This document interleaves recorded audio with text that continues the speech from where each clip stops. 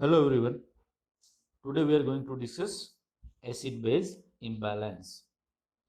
Generally, acid base imbalance is a part of homeostasis, right? And this topic comes under basic principles of cell injury and adaptations while studying third semester pathophysiology. And myself, Dinesh Dangar. Okay. So, first of all, what is acid base imbalance? See, as word indicate, acid base imbalance. There will be a imbalance between those acidic components and the basic components. While considering these two, it will be indicated in forms of pH. There might be a certain reasons behind the imbalance of acid base, and it may leading to have a direct effect on the changes in pH, and the changes in pH may lead to certain effects while considering cell injury. And obviously there will be a n number of reasons behind this acid base imbalance. While considering the abnormalities in acid base homeostasis produces the following four principal metabolic states which have diverse clinical manifestations due to the pathophysiologic dearrangements. See, while considering this acid base imbalance, these are the mainly four conditions or the states where there will be a we can say like alterations or changes in pH. Changes in pH may occur, and it can be noted down as metabolic acidosis, metabolic alkalosis, respiratory acidosis, and the respiratory alkalosis. Now we will go through each these four principal metabolic states in detail. First, that is metabolic acidosis. See, as one indicates, here there will be a acidosis. What that word indicates, acidosis. That means there will be a acidic pH, or we can say that there will be a fall in blood pH. Why there will be a fall in pH of blood? Because there are certain metabolic components, and those components may lead to have a fall in bicarbonate level of blood. That bicarbonate, that is HCO3 minus. So during the metabolic acidosis in blood, there will be a fall in bicarbonate levels, and in opposite hand there will be a excess amount of H plus ions. So here one can understand that previously there was a balance. Now, due to certain reasons, it might be because of the cellular adaptations or the cell injury, there will be a imbalance between these two components, bicarbonate and the H plus. Here, due to the bicarbonate level, that specific bicarbonate level will be reduced, or the amount of bicarbonate level will be reduced. And on the opposite hand, excess of H plus ions can be seen in blood. And this occurs in the following situation. Which conditions? Where exactly we can see the metabolic acidosis. While considering metabolic acidosis, first reason behind it, there might be a production of large amount of lactic acid, or in other terms, we can say that lactic acidosis, and it can be seen with the vigorous exercise, right? Due to the high level of exercise, or it might be because of shock. And these two specific reasons can lead to have an excess amount of H plus ions into the blood, right? So when there will be a large amount of lactic acid in blood, the specific condition can be termed as a lactic acidosis, and it can lead to have a metabolic acidosis. Second reason behind it, it could be because of uncontrolled diabetes mellitus, or we used to call it as a diabetic ketoacidosis.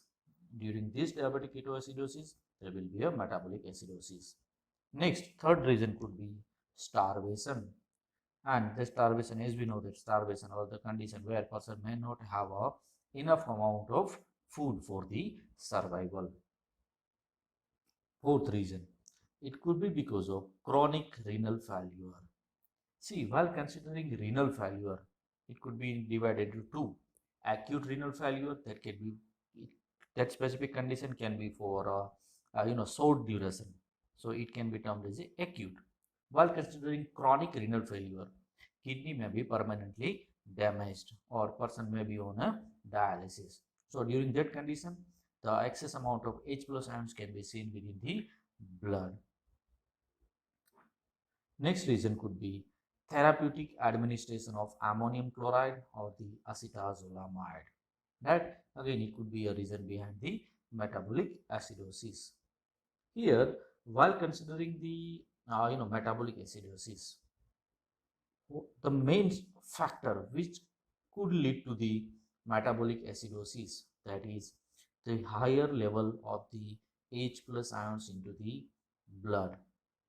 Next is, it may be present or there what we can say that high blood level of the H plus ions in metabolic acidosis generally stimulates the respiratory centers so that the breathing is deep and rapid, and there is a fall into the plasma bicarbonate level. So that is all about metabolic acidosis. So here there will be a fall in bicarbonate level and the excess amount of H plus ion can be seen within the blood. Next condition, that is metabolic alkalosis. Previous one was metabolic acidosis. Now what we have, that is metabolic alkalosis. While considering metabolic alkalosis, there will be a rise in the blood pH level, and the reason will be increased amount of bicarbonate in blood plasma, and there will be a increased loss of H plus ions is called metabolic alkalosis. It is just opposite to the previous one, that is metabolic acidosis, where there was a fall in bicarbonate level and increased amount of H plus was seen. Here there will be an increase in bicarbonate level and the decreased amount of H plus ions within the blood plasma can be seen. When we can have a metabolic alkalosis? First, severe and prolonged vomitings. While vomiting, there will be a fluid loss, and that fluid loss cannot be accompanied immediately. If person is immediately given intravenous infusion, then there is no question about the metabolic alkalosis. But where there is, the person may not be in a condition that they have easy access to the medicines or the hospital or the medical facility. In those cases, it can have a metabolic alkalosis. Second, administration of alkaline salts like sodium bicarbonate. So even it increases the bicarbonate level in blood. Hypokalemia, such as in Cushing's syndrome. Next is increased secretion of aldosterone. See here, why the aldosterone have a role on metabolic alkalosis? Because while we have already studied urinary system while going with the second semester human anatomy and physiology, in that we have gone through the urine formation.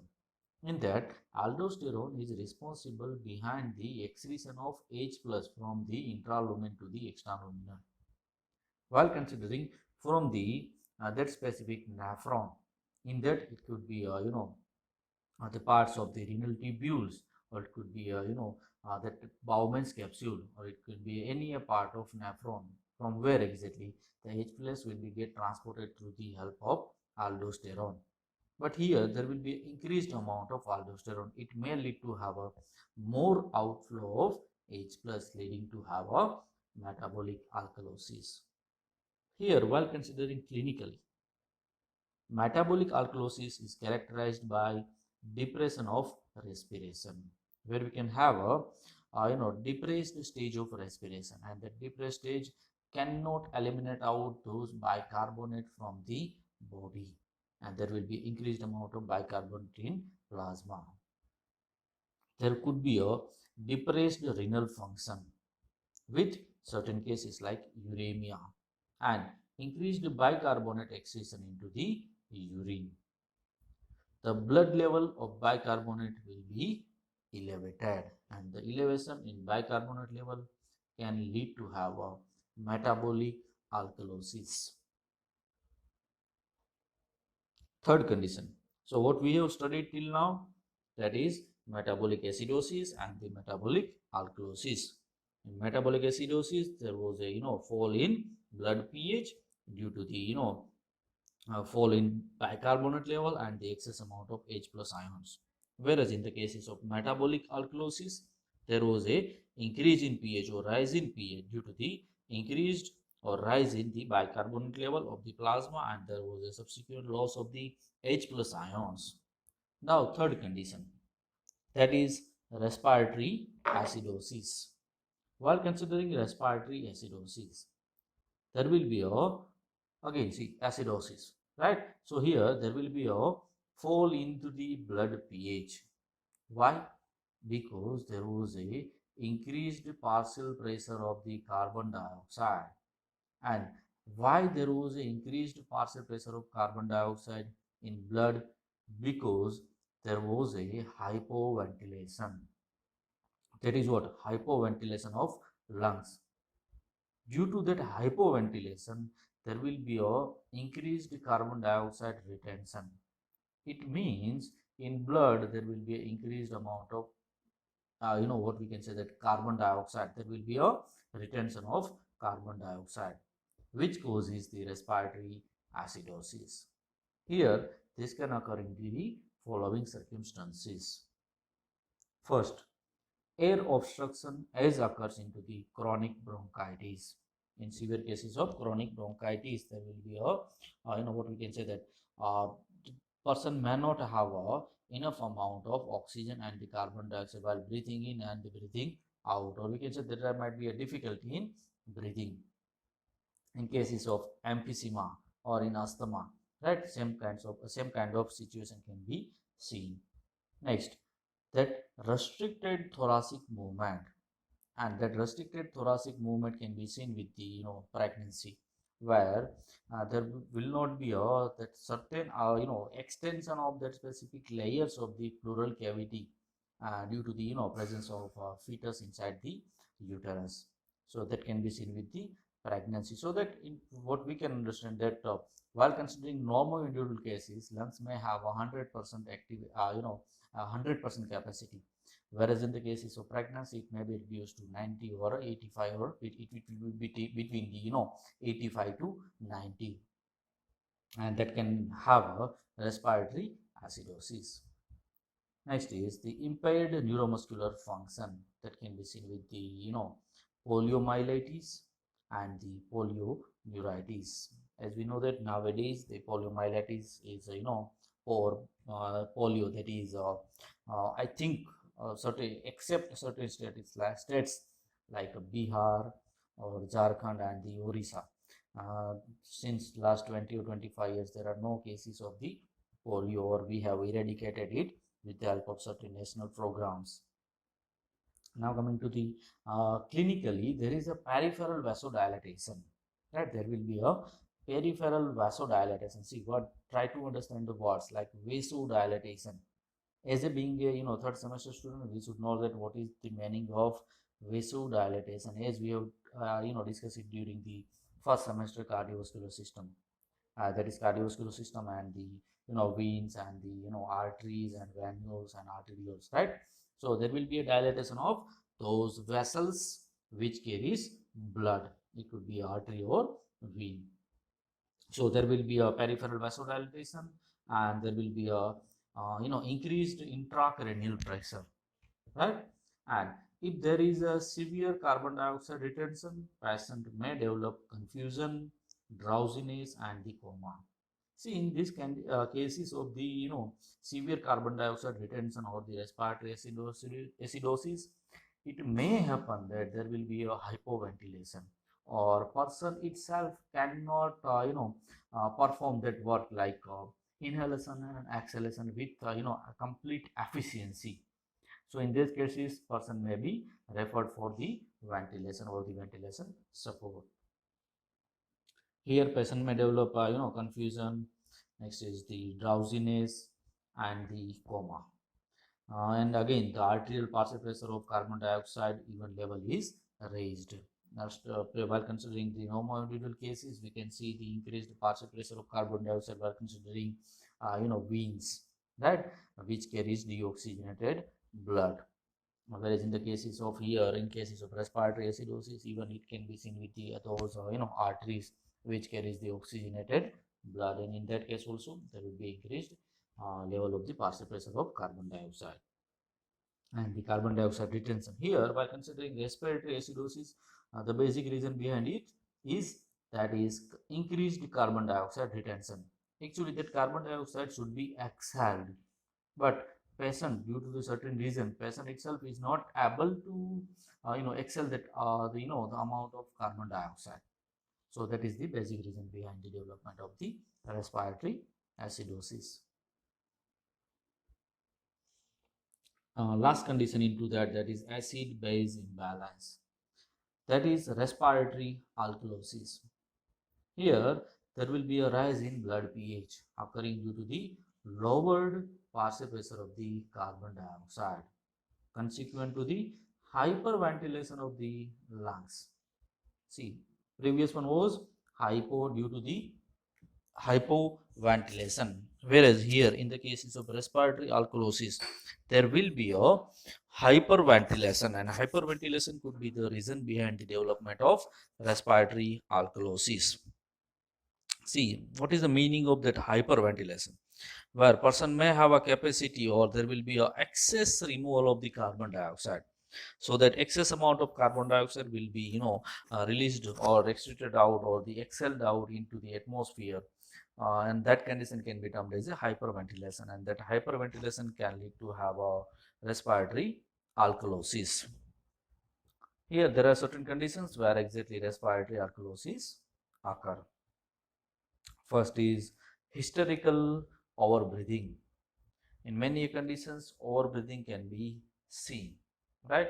Even due to the exercise, or in the cases of exercise also, right?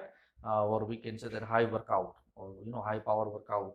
In that cases also there will be a overbreathing, and that overbreathing can lead to have a hyperventilation. So there will be a excessive removal of the carbon dioxide from the blood through the respiratory system or the lungs.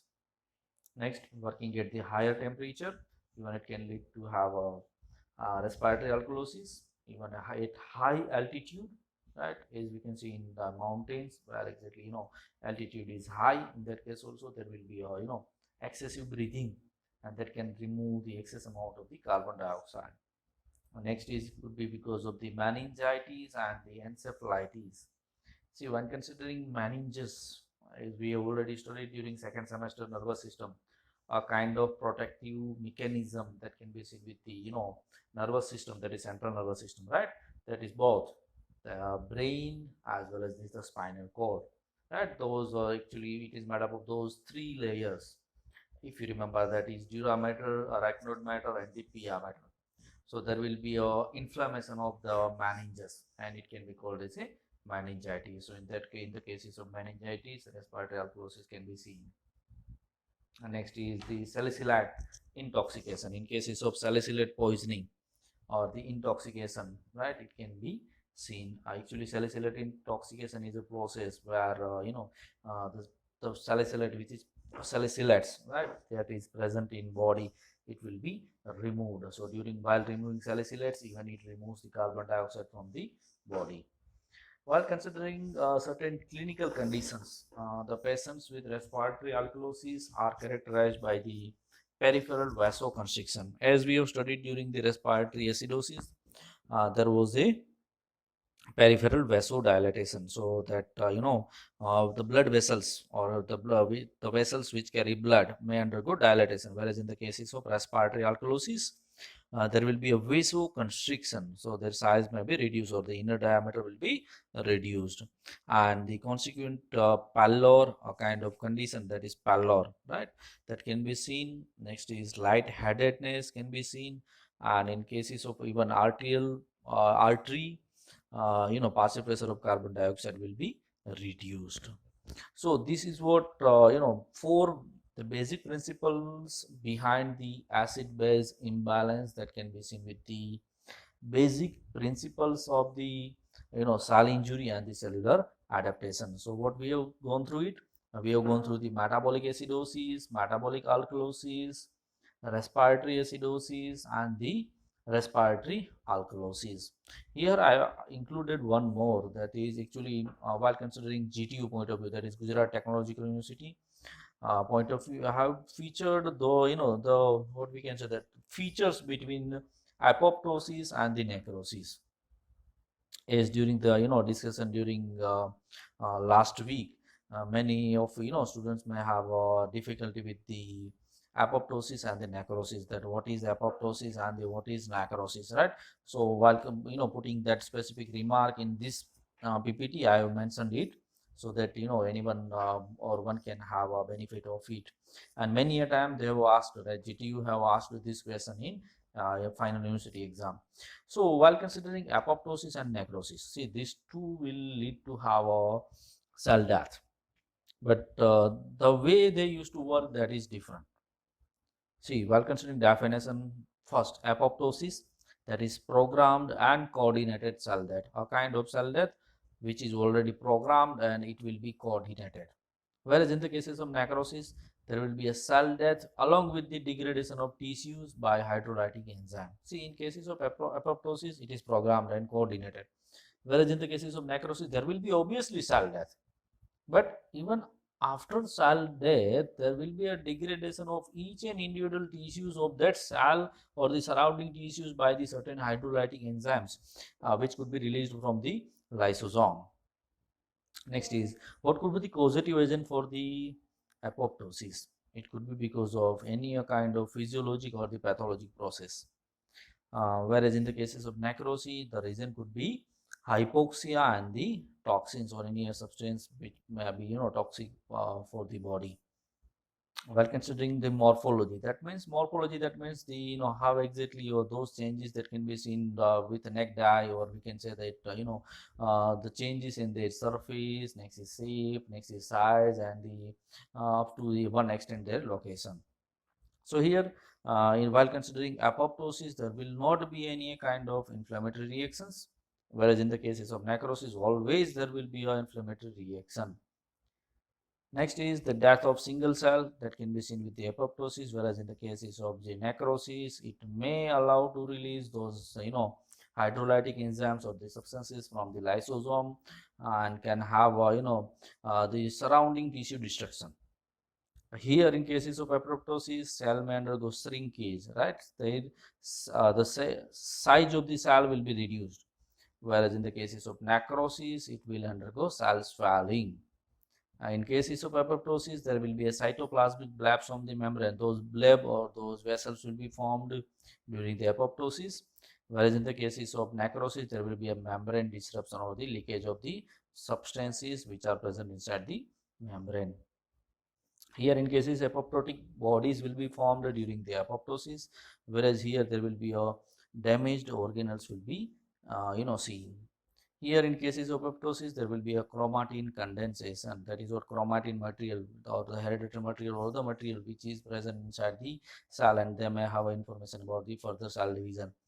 And here in the cases of necrosis, there will be a nuclear disruption.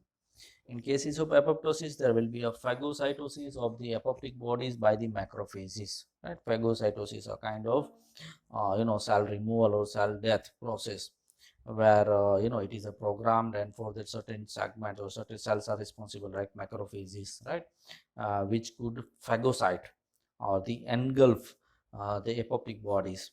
Whereas in the cases of necrosis, there will be a phagocytosis of cell debris by the macrophages, a kind of technique of the those death or dead cells from the body. Here, which kinds of molecular changes can be observed with the apoptosis? Lysosomes and other organelles may be intact. Here, in the cases of lysosomal breakdown can be seen.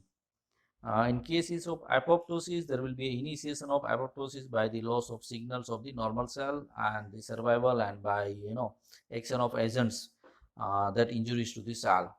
And in cases of necrosis, it can be seen with the various etiologies like ischemia or ischemic hypoxia, so due to the certain toxins or the chemical or physical agents, or due to the microbes. Whereas in the cases of molecular changes in apoptosis, it is triggered by intrinsic, that is mitochondrial pathway, that is pro and anti-apoptotic members of the BCL2 family, and the certain extinction factors like cell death receptor that is initiated by, or that specific extinction pathway may have an involvement of tumor necrosis factor, that is CNFR1, FS, and the FSL, and finally by activated capsaicin. And the whereas in the cases of necrosis, the cell death will be by the depletion of ATP, and while causing membrane damage as well as due to the free radical injury. So that is all about the apoptosis and the necrosis. Actually, one thing what I forgot to mention here in PPT, that is electrolyte imbalance. See, again, it is a part of cell injury where there will be a electrolyte imbalance can be seen. In normal cases, there will be a concentration of those electrolytes right within the cell and the plasma, and their amount may be vary. Right, there will be a distribution between this cell and the plasma. Here, while considering the intracellular compartment, will have a higher concentrations of the potassium, calcium, magnesium that is inside the cell. I am discussing about the components which are present inside the cell, or the electrolytes which are present inside the cell. It could be potassium, calcium, magnesium, and the phosphate ions, right? Even then the blood. And while considering the extracellular fluid, that is including serum, it will have a higher concentration of sodium, next is chloride, and the bicarbonate ions. And while considering the health, electrolyte homeostasis is important. That is the concentration of electrolytes in the both these compartments should be within the normal limits. And while considering this electrolyte balance, there might be a disturbance, right? Or in any what we can say that the distribution in intracellular electrolytes and the extracellular extracellular electrolyte can lead to have a electrolyte imbalance. So here there are many abnormality, or there will be changes in the level of those electrolytes. Like suppose example, we will have an example of sodium. So if it is in homeostasis, we used to call it as a sodium, or the in many conditions where exactly the amount of sodium increases, then we can call it as a hypernatremia. If the amount of sodium decreases, we used to call it as a hyponatremia. Remember, for sodium, natremia, right? We used to write sodium as a Na. So on that basis, natremia, hyponatremia, and the hypernatremia. Next condition could be for potassium. While considering potassium, that is what the condition can be termed as a hypokalemia and the hyperkalemia. Remember, for potassium, we used to write is a Ka, right? That is what kalemia. So here there will be a hypokalemia and the hyperkalemia. It means, what I mean to tell you, that there will be a uneven distribution between these two components. That is intracellular compartment, that is within the cell, within the cell membrane. Whereas in the cases of extracellular, that is what what we can say, that it could be in a serum, or it could be in a blood plasma other than the blood cells. We can have an example of calcium too, that is hypercalcemia and the hypocalcemia. Even for magnesium, that is hypomagnesia and the hypermagnesia. And there are many reasons behind the development of that electrolyte imbalances of these or such ions. See, while considering hyponatremia, that is what the reduced amount of sodium. What is that? Hyponatremia. It might be because of the the gain of relatively more water, right, than the loss of the sodium. So it can lead to have a hyponatremia. Next is it might be because of the excessive use of diuretics. Diuretics are the substances which are used to increase the flow of urine. Next is it could be because of the hypotonic irrigating fluid administration. Next, it could be because of loss of relatively more salt than water. Certain cases, that is hypernatremia, where gain of relatively more salt than the loss of water. It might be because of the IV infusion, that is intravenous infusion, and the hypertonic solution. It could be because of the sea drowning, right? Next, it could be because of difficulty in swallowing, that is esophageal obstruction. It could lead to the hypernatremia.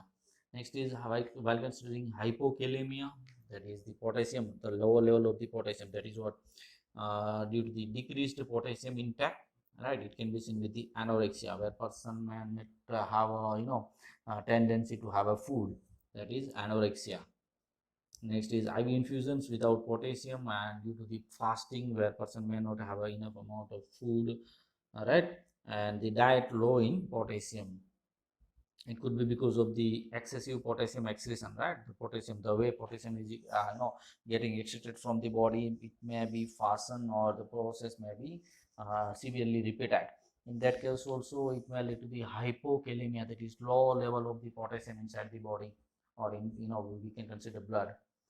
Next is hyperkalemia. In cases of hyperkalemia, there will be excessive potassium intake, right? There will be a excessive potassium intake. See, always remember that hypo and the hyper. Hypo refers to the less, hyper refers to the high. This is what hyperkalemia. It is due to the excessive potassium intake. It might be because of the decreased potassium excretion. It could be because of the excessive mobilization from the intracellular into the extracellular compartment. That mobilization, that is what the that the amount, the way it is moved from the one compartment to the another compartment. So that is all about the disturbances in electrolyte imbalance. Even once they have asked write a note on electrolyte imbalance, where we need to give brief discussion about the electrolyte imbalance and the certain conditions, right, where we can see the electrolyte imbalance, like while considering hyponatremia, hypernatremia, hypokalemia, and the hyperkalemia. So this is all about the today's class, and what with this we have completed first point in our syllabus, that is BP 304T, right? That is pathophysiology, while considering GTU, that is the basic principles of cell injury and the cellular adaptation. Next class onwards we will start with the inflammation. Thank you very much.